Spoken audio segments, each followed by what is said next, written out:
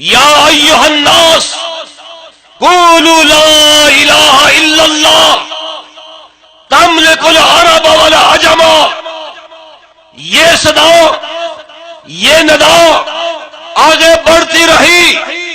صحابہ کرام رضوان اللہ علیہ مجمعین نے، ائمہ ہدا نے اس کے لیے بے شمار قربانیاں پیش کی، اور یہ سلسلہ مکہ اور مدینہ سے چلتا ہوا یہ بر صغیر پاک و ہند میں پہنچا، افغانستان تک آیا، تو ہمارے اکابرین نے نبی پاک کی ایک ایک سنت کے لیے اپنے محلات، اپنے باغات، اپنی دکانات، جائیداد قربان کر دیے، لیکن نبی کی ایک سنت پہ آنچ برداشت نہ کی۔ یہ سلسلہ آگے بڑھتا رہا، جس طرح آج آپ علماء سے سن چکی ہے۔ یہ بیداری ملت بسلسلہ ختم نبوت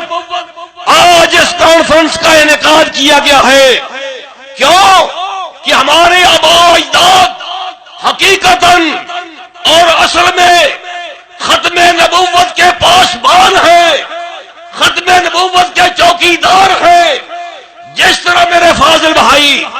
رانا شفیق صاحب فرما رہے تھے، اہل حدیث کے سرخیل امام الاثر جناب مولانا میر محمد ابراہیم سیالکوٹی رحمت اللہ علیہ نے شہادت القرآن لکھ کے قادیانیت کو دفن کر دیا، جس پہ گولڈا شریف کے جناب پیر میر علی شاہ صاحب نے لکھا، اپنی تقریر میں لکھا، اگر حیات مسیح پہ قیامت تک بھی کوئی کتاب نہ لکھی جائے، مولا میر کی شہادت القرآن ہی کافی ہے۔ تو ڈیرہ غازی خان ڈویژن کے غیور اور حدیثوں آج اپنے جد امجد کی زندہ تبندہ تاریخ کو دہرانے کے لیے قائد اہل حدیث حضرت سینیٹر ساجد میر صاحب آپ کے ہاں آئے ہیں، آپ سے اس بات کا عہد لینے کے لیے، آپ سے اس بات کو دہرانے کے لیے اہل حدیثوں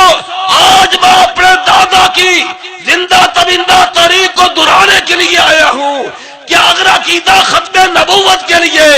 نبی کے نبوت کی پاسبانی کے لیے، نبی کے ناموس کے تحفظ کے لیے، اس کی چوکیداری کے لیے اگر آپ کو کھڑا ہونے پڑا، میدانوں میں آنا پڑا، بازاروں میں نکلنا پڑا، تو کیا آپ اس کے لیے تیار ہیں؟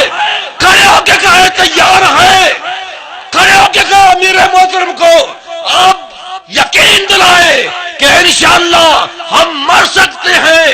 کٹ سکتے ہیں، خون کا آخری قطرہ بہا سکتے ہیں، لیکن نبی کی ختم نبوت کے کبھی کمپرومائز کر سکتے نہیں ہیں۔ انشاءاللہ اگر آپ کا یہی جذبہ جوان رہا، اگر آپ نے اسی جذبہ کے ساتھ اپنی زندگیوں کو بسر کرنے کا عہد کیا، تو انشاءاللہ کوئی ڈاکو، کوئی چور میرے آقا کی ختم نبوت پہ ڈاکہ ڈالنے کی جرت نہیں کرے۔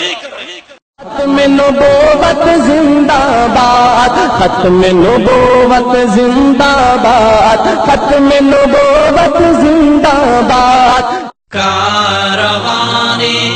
دعوت قرآن و حدیث، مرکزی جمعیت اہل حدیث پاکستان۔